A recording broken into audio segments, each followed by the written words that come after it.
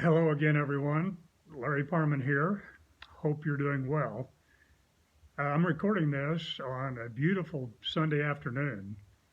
As you can tell, I'm sitting outside, and it's one of those rare occasions when the weather's perfect, the wind's not blowing, and it just begs to be outside. So that's where I am. Anyway, today, over the next couple minutes, I thought I'd just remind you of a couple things. First of all, my feeling that most recently, and even though we've always believed this, estate planning just became mandatory, not optional.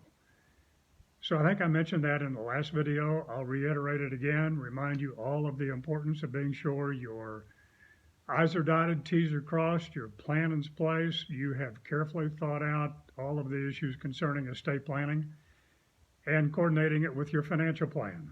That's very important as well. So I thought I might share a couple points with you today, just generally what happens in estate planning and a couple basic concepts. We actually train and work off of about a 20-page document that deals with the 104 most commonly asked questions in the estate planning process. So I thought I'd go through those over the next few days and just pick and choose some of the basics and let you be thinking about those and see if you have no plan, how you might go about getting one created. And if you do have a plan, just to be sure that it's updated and it reflects all of your desires, all of your preferences, and everything's squared away and in good order. So just as a context, and if I had a whiteboard, those of you that know me well know I love those whiteboards, but all of us have assets. So let's imagine we have assets up here on the whiteboard at the top of the sheet or on a legal page or piece of paper you might have. And those assets consist of everything you own. All your stocks, bonds, mutual funds, bank accounts, farmland, oil and gas interest, whether those are working interest, mineral interest, royalty interest, closely held business interest, mutual funds, if I did not say that, in other words, investments of every kind. And it also includes life insurance. Don't forget your life insurance proceeds, the death benefit you have. It also includes your IRAs, whether they be 401ks, IRAs, 403bs.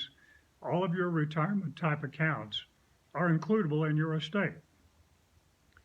Personal property, cars, heirlooms. You know, if you're a farm and ranch operator, all your hay and your crops and storage, cattle, farm machinery, equipment, so on and so forth.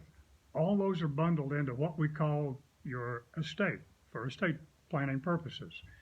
Now down here below your estate, we have heirs. And the heirs are the people who are going to receive your property upon your death. And upon your death, those assets start moving down toward your heirs. I'll block my face here a little bit. But unfortunately, there are a couple of points of interference. One, of course, is probate. And probate, there's going to be more said about that in another session. But the transfer of those assets in a timely fashion can be interfered with by probate, can be interfered with by some tax issues, depending upon the size of your estate. So that transfer sometimes gets a little bit, shall we say, edgy. Time delays, problems, issues, particularly if you have any kind of real estate, closely held business interest, farmland, any type of property that's privately owned or requires an appraisal of some kind upon death. That's typically a more troublesome type probate than if you just had a bank account, a car, a CD in a bank, and perhaps a home. And don't forget your home, that too is includable in your gross estate. So I want you to be clear about what a gross estate is. I want you to be clear about what where the heirs sit and how the assets move toward the heirs. Unfortunately, there's a little bit of interference. Next time when I come back, I'm going to tell you a little bit more about probate, the details of it, why you want to be sure you avoid it, and I'll just keep moving you through these 104 questions. Hopefully, at the end of it, you'll know a little bit more, be comfortable with what you may already know. We're going to be sharing some of this information in upcoming webinars. We're doing virtually all of our business online, either virtually, by telephone, in any number of ways. You'll be hearing more about that, but we'd sure like you to keep your eyes open for a webinar invitation that we'll be sending out in the next day or two. We'd love for you to join that, and you'll be able to share that invitation with friends of yours who you think might enjoy listening to the conversation as well. So anyway, this has already gone longer than I thought it would today, but I hope you're good, hope you're well, hope you're taking care of yourself, being smart, being responsible. Hunker down here a little bit. You know the rules. Wash your hands.